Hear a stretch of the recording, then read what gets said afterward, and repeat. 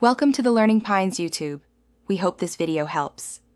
Start by assessing how the skimmer pulls the chlorine floater. Strong suction draws it against the intake.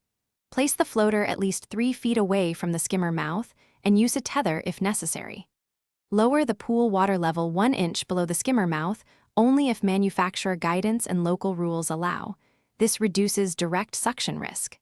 Attach a 3-foot length of pool hose or a short coated tether to the floater. Then anchor the other end to a ladder rung or a heavy pool step so the floater cannot drift toward the skimmer.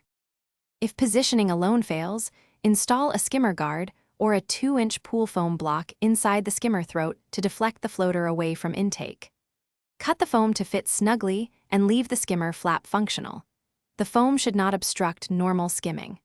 For stronger redirection, attach a PVC elbow or rigid deflector at a 45-degree angle to the skimmer face so current moves laterally. Secure the guard or deflector with 2 stainless clips or a UV-rated rubber band to prevent loss and avoid corrosion-prone hardware.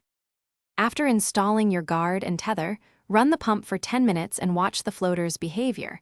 If it still approaches the skimmer, shorten the tether by increments of 6 inches and retest. Inspect the floater for brittleness and replace it each season or when chemical damage is visible. Check all knots, clips, and rubber bands monthly.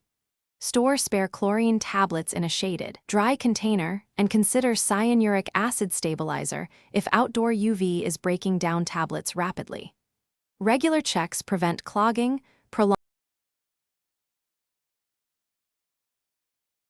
Thanks for watching. Consider subscribing if we helped you.